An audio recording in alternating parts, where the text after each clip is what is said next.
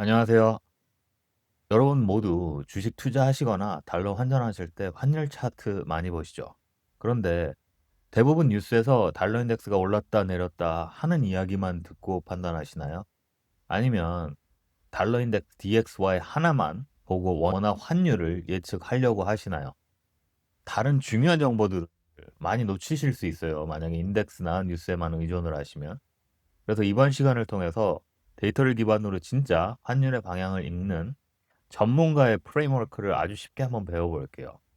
그래서 이 영상이 마치고 나면 환율 보는 눈이 확실히 달라지실 거라 믿습니다. 그러면 왜 달러 인덱스만 보면 안 될까요? 특히나 우리가 대한민국에 사는 한 우리나라의 특수성을 항상 유념해둬야 돼요. 첫 번째, 한국은 현재 반도체 국가입니다. 그죠? 20에서 27%까지 수출의 비중이 반도체에 기울어져 있어요. 그래서 반도체 정말 중요하거든요. 다시 말해서 삼성전자, 하이닉스가 잘 나가야 원화도 대접받아요. 시장에서. 그러니까 반도체가 꺾이면 원화도 힘을 잃겠죠. 둘째, 한국은 일종의 글로벌 자금의 ATM이에요. 그래서 세계 경제가 불안해지면 외국 투자자들이 가장 먼저 한국 주식을 팔아서 현금을 챙기는 경향이 있습니다. 그러니까 이 두 가지 중요한 요소를 빼고 인덱스나 뉴스만 보면 좀 판단을 하기 부족함이 있겠죠. 그럼 뭘 봐야 할까요? 두 가지를 기억하세요. 첫째, 기초 체력, 그리고 중력이에요. 기초 체력 같은 경우는 반도체가 중요하니까 필라델피아 반도체 지수 SOX가 되게 중요해요. 반도체 지수가 오르면 한국 수출이 잘 되는 거니까 원화가 강해져요. 그러면 환율 자체가 하락하겠죠. 반대로 반도체가 꺾이면 환율은 튀어 올라요. 중력 같은 경우는 한국, 미국 금리 차인데 자연스러운 현상이 뭐냐면 돈은 금리가 낮은 곳에서 높은 곳으로 흐르게 돼 있어요. 이자 많이 주는 사람한테 돈을 맡기겠죠. 그러니까 미국 금리가 한국보다 훨씬 높다? 그러면 돈은 미국으로 자연스럽게 빨려 들어가는 현상이 있을 수 있어요. 그렇게 되면 환율 상승 압력이 커져 버려요. 그런데 그래도 굳이 달러 인덱스 DXY가 기본 아닌가요라고 하면 이 점을 한번 또 되짚어 봐야 돼요. 달러 인덱스 DXY는 되게 오래된 지표예요. 73년에 만들어졌거든요. 그리고 구조 자체가 유로화의 비중이 굉장히 높아요. 그리고 나서 다른 요소들도 긴축 통화들만 가지고 있는 성향이 있거든요. 그래서 한국, 중국, 뭐 멕시코 이런 교역국들 통화는 여기에 전혀 포함되어 있지 않아요. 그래서 한국 원화를 만약에 달러 대비 분석을 하려면 다 보여주는 나침판 역할은 할 수 없겠죠, 당연히. 그래서 금리 차이, 반도체 지수, 그리고 일종의 기존의 달러 인덱스와 더불어 다른 이제 무역 가중 지수를 볼 필요가 있어요. 프레드에서.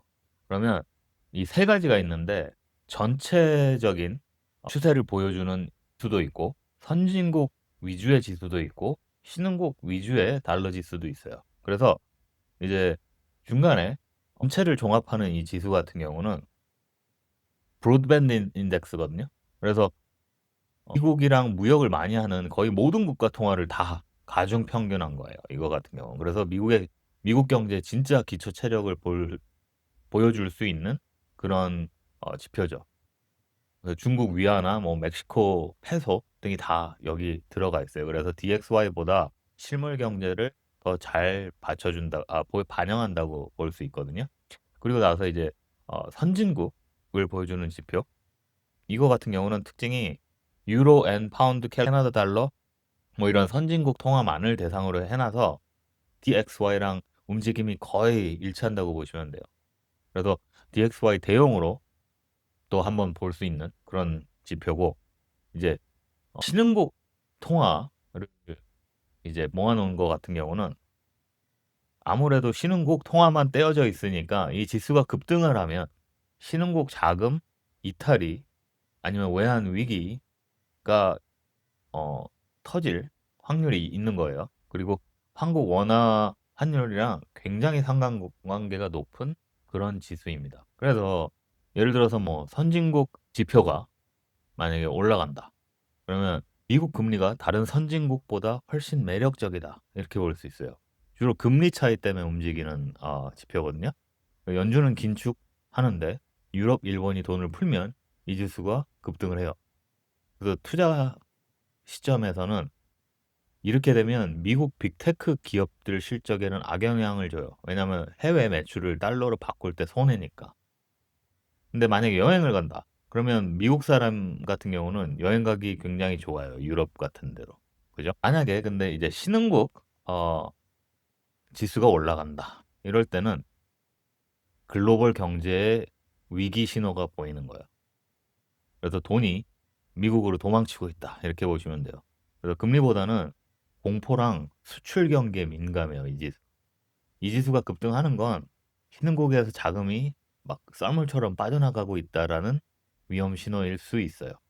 그 투자 같은 경우는 투자 관점에서는 한국 주식, 뭐 코스피, 신흥국 펀드, 뭐 원자재 이런 게 굉장히 악영향을 받을 큰 확률이 있습니다. 그리고 이제 전체 밴드가 만약에 오른다, 그럼 미국 내 뭐 인플레이션이 잡히고 있다. 이런 식으로 볼 수 있거든요. 달러가 뭐 전방위적으로 강하면 미국이 해외에서 물건을 싸게 사올 수 있잖아요. 그래서 수입 물가가 하락하고 그러면 인플레이션이 내려가겠죠. 미국은 어, 수입 위주의 국가니까. 그리고 연준 입장에서 물가를 잡는데 도움이 될 수 있어요. 근데 너무 오르면 미국 수출 기업들이 이제 죽어날 수 있죠. 그래서 이걸로 어떻게 위기 감지를 실전에서 하느냐? 이제 두 손의 괴리를 볼 필요가 있어요. 이거는 선진국 지수는 오르는데 신흥국 지수는 잠잠하다. 상황이 어떤 상황일 수 있냐면 미국 금리가 높긴 한데 세계 경기는 아직 괜찮어. 이럴 수 있어요. 그래서 판단을 할 때 엔화나 유로화가 약세인 것뿐이에요. 이러면 미국 금리는 높긴 한데 그리고 한국 수출이나 경제는 큰 타격이 없을 수 있다. 이런 시나리오. 그리고 다음 시나리오는 선진국 지수는 내리는데 신흥국 지수만 폭등한다. 아, 이거 위험해요. 상황이 이런 상황일 수 있어요. 미국 금리는 내린다는데 어딘가에서 부도가 터질 것 같아. 이런 위기감이 감돌 수 있어요. 그래서 이게 정말 위험한 시그널이거든요. 달러 약세라고 안심했는데 막상 한국 원화 환율은 치솟는 그런 현상. 중국 경제 위기가 지정학적 리스크 터졌을 때 이런 현상 생길 수 있어요. 왜냐하면 중국 위안화랑 한국 원화 같은 경우는 방향성이 좀 같거든요. 그 투자 전략 관점에서 봤을 때는 신흥국 지수가 급등할 때는 코스피를 매도, 뭐 달러 현금 보유 이런 게 아, 맞는 포지션일 테고 선진국 지수가 급등한다. 이럴 때는 미국 대형 수출주 같은 경우는 비중을 축소할 필요가 있겠죠. 그래서 요런 방법을 아시면 이 미묘한 차이를 이제 아시는 순간부터 단순히 달러가 올랐네가 아니라 이건 금리 때문이구나. 아니면 이건 위기 공포 때문이구나. 그런 걸 이제 대강 어, 간파를 하실 수 있을 거라고 봅니다. 그러면 이걸 손쉽게 매일 어떻게 보느냐? 트레이딩 뷰가 가장 좋은 툴인 것 같아요. 이거 같은 경우는. 그래서 원화 대비 달러화 지표를 메인으로 놓고 이제 반도체랑 금리 지수를 이렇게 겹쳐서 볼 수 있어요. 그렇게 놔두면 이제 흐름을 볼 수 있겠죠. 이제 예로 굉장히 최악의 경우의 시나리오를 여기다 한번 올려놔 봤거든요. 이제 환율이 오르고 있고 금리 차가 오르고 있고 반도체는 꺾인다. 이거는 거의 뭐 퍼펙트 스톰 상황일 수 있어요. 이러면 이건 일시적인 상승이 아닐 거예요. 구조적인 상승, 즉 강력한 달러 매수 기회입니다. 이때는 거품이 아니라 펀더멘털이 무너지고 있거든요. 그러니까 달러가 막 오르는데 달러를 왜 사요라고 할 수 있어요. 근데 이런 시점에는 달러가 내려가지 않을 확률이 되게 커요. 되게 중장기적으로. 그렇죠? 그러면 달러가 너무 멀리 가버리기 전에 매수를 하는 게 맞겠죠. 왜냐면 한국 원화가 굉장히 싸질 테니까 상대적으로. 자, 다시 원점으로 돌아와서 이때까지 본 모든 지표와 정보들 바탕으로 still DXY 달러 인덱스 중요해요. 왜냐면은 전 세계적인 킹 달러 현상인지 이제 구분할 수 있거든요. 달러 전반적인 거. 근데 위안화 방향도 꼭 봐야 돼요. 아까도 말씀드렸듯이 원화는 중국 위안화랑 거의 뭐 짝꿍이에요. 같이 가요. 중국이 아프면 한국도 아파요.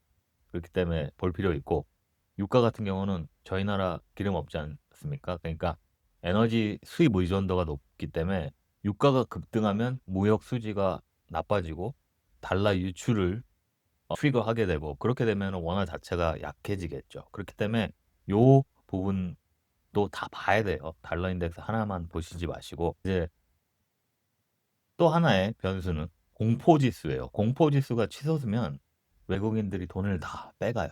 한국 마켓. 그죠?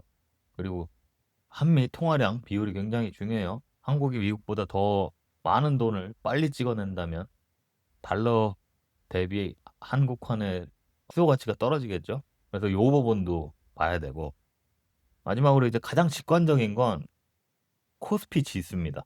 외국인이 코스피를 판다?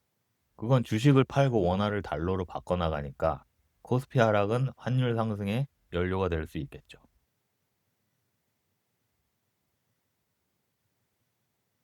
그래서 마지막으로 어, 오늘 내용을 이 한 장으로 정리할 수 있어요. 이 6가지 질문의 답이 환율 상승을 다 가리킨다면 강력한 매수 포지션을 고려해 볼 만해요. 이제 뭐 금리 차, 반도체, 원유 가격, 위안화, 공포지수, 통화량 이 모든 것이 환율 오르는 쪽으로 기운다? 당연히 환율 매수해야겠죠. 환율이 오를 테니까. 오르기 전에 빨리 사야죠. 자, 이제 트레이딩 뷰에서 실제로 그 정보들을 한번 같이 나열을 해봤거든요. 금리차, 환율, 반도체 지수. 그래서 여기서 보면 파란색이 환율이랑 굉장히 밀접하게 움직이는데 특히 파란색이랑 환율이 그래요. 그래서 최근에 파란색이 막 급격히 상승하면서 달러 원 환율도 같이 이제 하늘을 찌르고 있어요. 미국 금리가 한국보다 훨씬 높아지니까. 그래서 아까도 말씀드렸듯이 중력의 법칙이 여기 작용을 하는 거죠. 금리차 확대가 달러 강세를 불러왔고 원화 약세를 이제 마지막으로 부추기는 거죠. 왜냐면 금리가 높은 곳으로 돈은 움직이니까. 근데 특이한 건 반도체 지수가 올라요. 그죠? 퍼펙트 스톰 같은 경우는 반도체 지수가 내려가는 게 맞을 텐데. 그래서 통상적인 패턴은 한국이 반도체 수출 비중이 높기 때문에 이런 SOX 지수 자체가 올라가면 워낙 강세를 보여줘야 되거든요. 원칙적으로는. 근데 그 반대 현상이 일어나고 있죠. 그래서 이거 같은 경우는 이제 뭐 현재 AI 반도체 붐이 미국 중심으로 이루어지고 있으니까 한국 반도체 기업이 그 수혜를 온전히 다 가져오지 못하고 있을 수 있다라고 볼 수도 있고 반도체 호황보다는 한미 금리 역전이 악재로 영향을 미쳐서 원화 가치에 더 큰 영향을 미치고 있을 수 있구나라고 생각을 해볼 수 있어요. 그래서 결론적으로 이제 이 차트 같은 경우는 대한민국 경제 펀더멘탈의 변화를 보여주는 거예요. 이 세 개를 같이 보시면. 그래서 과거에는 반도체가 좋으면 한국 경제도 좋았지만 지금은 미국 금리의 영향력이 압도적이다. 한국의 수출 경쟁력이 환율 방어 기제로 작동하지 못하고 있다라는 그런 신호일 수 있습니다. 그래서 오늘 환율을 한번 종합적으로 봐봤는데요. 어, 유익했으면 좋았겠고 좋아요와 구독 꼭 눌러주십시오. 감사합니다.